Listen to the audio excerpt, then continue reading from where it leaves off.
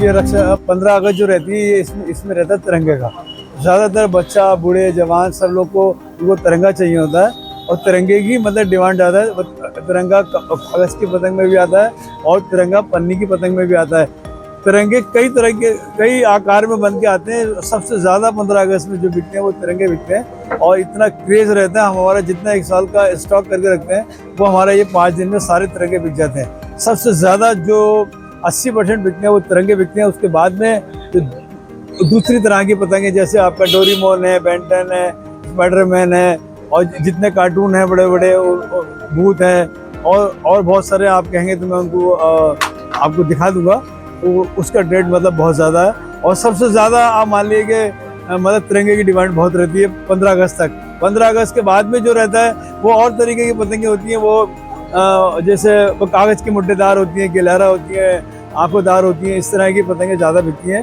और अभी रक्षाबंधन जो है वो 6 दिन के बाद है। उसके बाद जो बिकेंगी मतलब कागज़ की पतंगे बिकेंगी।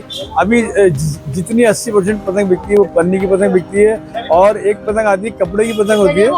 उसमें भी उसमें चील बनी होती है, बाज बना होता है, स्पाइडरमैन बना होता है और उसके अंदर और भी मतलब बहुत सारी चीज़ें होती हैं। उसका लोगों में बहुत क्रेज़ रहता है, बच्चों में, बड़ों में, जवानों में, सब में बहुत ज़्यादा क्योंकि हम लोग भी इतना शौक करके रखते हैं। हमारा सारा बिजनेस रक्षाबंधन में बहुत ज़्यादा मतलब बहुत ज़्यादा लोगों को चाह होता है, उत्साह होती है पतंग उड़ाने की और लोगों में अपने बच्चों को दिलाने आती है। माँ अपने बच्चों को दिलाने के लिए आती है। लेडीज़ भी आती है, जेंट्स भी आते हैं, सारे लोग आते हैं। सब में एक बड़ा एक देखने को मिलता है कि हमें बड़ी खुशी होती है इस बात की कि तो हमारा काम है। वो लोग इसको खरीदते हैं तो हमें बहुत दिल से बड़ी खुशी होती है कि हमारे कारोबार को सारे हर तबके का आदमी आता है। जैसे कोई ऐसा नहीं है हिंदू मुसलमान सिख ईसाई, ऐसा कुछ नहीं है।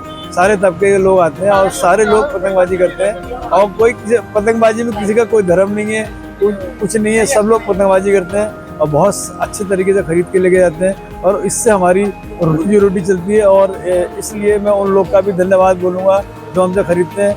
आपका भी धन्यवाद बोलूँगा, आपके चैनल का भी धन्यवाद बोलूँगा कि आप हमारी बात लोगों तक पहुंचा रहे हैं और आप पहुंचाते हैं। आपका भी धन्यवाद। माजा तो कम से कम 200 प्रकार का माजा होता है। उसमें पांडा होता है, 9 तार होता है, 12 तार होता है, 16 तार होता है, 3 तार होता है, 4 तार होता है, 6 तार होता है।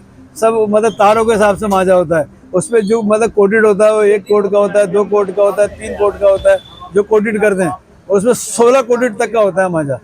जो बरेली का माजा हो जैसा माजा तो कोई बना ही नहीं सकता, ना चाइना बना सकती ना कोई और बना सकता। बरेली का जो माजा है वो बरेली में इसलिए ज़्यादा अच्छा बनता है क्योंकि यहाँ जो क्लाइमेट है वो उसको शूट करता है। माजा सब जगह बनता है लेकिन बरेली का ही माजा अच्छा होता है और बरेली से अच्छा माजा कुछ नहीं होता है।